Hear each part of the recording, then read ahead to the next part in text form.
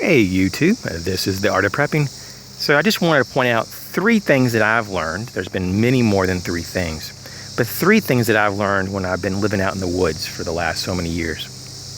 The first thing is that things move on a cycle. You know, that's what I call them, seasons. It's a type of seasonal cycle, and things come, ebb and flow, ebb and flow. The temperatures, the activity of animals, the plant life, they ebb and flow. And so that you have to kind of try to find a balance and an ebb and flow with the ebb and flow of nature. So you sink in with it and you adapt. And that's the biggest thing I've learned so far, is to be adaptable and flexible. The second thing is to not take advantage of your safety. You might be feeling good in one moment, but because you did something silly, you may have slipped, you may have ate something that was actually poisonous, your axe or knife may have been improperly handled, and you might have had an injury or an accident that could have been severe, and maybe even deadly if you can't get help quick enough. These are things that you don't ever underestimate the things that can happen in just a split second. It could be a wild animal coming up on you, it could be a snake bite, and it goes on and on. So always be vigilant. Don't be paranoid, but you want to be vigilant and aware of your surroundings. Always looking around, doing sweeps from side to side. It reminds me of when I used to, and I don't want to talk about my past too much, but when I was very young, I used to work at a very large pool. I personally was never a lifeguard, but I was a supervisor that worked with lifeguards doing a certain thing I don't want to talk about. But the thing was that we had this procedure called the 10-20. And the 10-20 was a type of scan. And I'll do this and do a kind of example with this camera. So what you would do is you start to your left and you scan. And you scan to your full right, and you come back to the middle, and then you do it again. So we call it a 10-20 scan. And this was very helpful to kind of keep you within a rhythm or sync when you're looking down into the pool and making sure that your zone that you're responsible for as a lifeguard gets protected.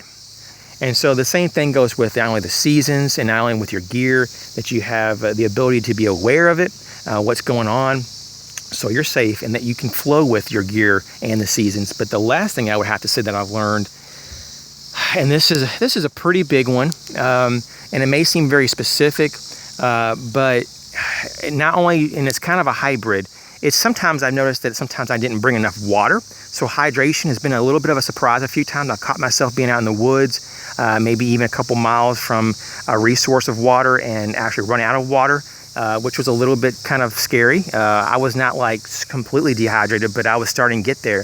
That has been a couple scary moments. But I think that coupled with not having appropriate clothing and basically carrying too much weight in your pack, if you could put those all together as my number 3, those are some of the things that I would have to say would be a big learning curve. The water thing, I just didn't bring enough water, that simply. In fact, sometimes I've gone out without water, which is totally not recommended. That was so dumb. But I was younger and I've learned, and I don't do that anymore. The clothing thing, sometimes I just wear too much and you start sweating, which is a very dangerous thing if you sweat and then you cool down, and you can actually, have a lot of problems there. And then the last thing, in terms of just putting too much in your backpack, it's so easy when you're sitting there on your couch and you get your feet up and you're just doing that hypothetical, man, I'm gonna put this in the bag and put this, and oh yeah, I need to have that burner and that stove, and oh yeah, I'm gonna carry those 2 axes.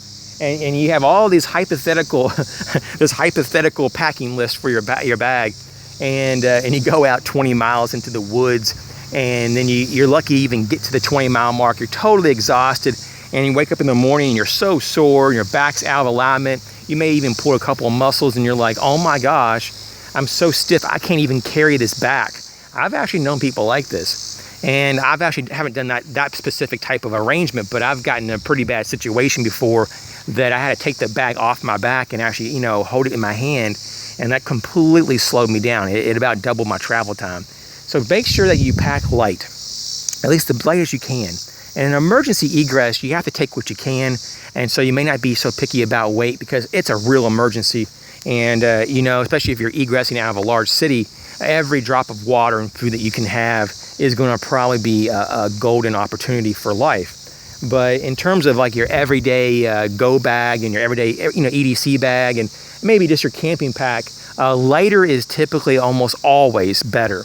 So I hope those are some good tips that you've learned some things. And if you've had some different things you've learned in the woods, feel free to put them down in the comment section below. As always, thanks for watching.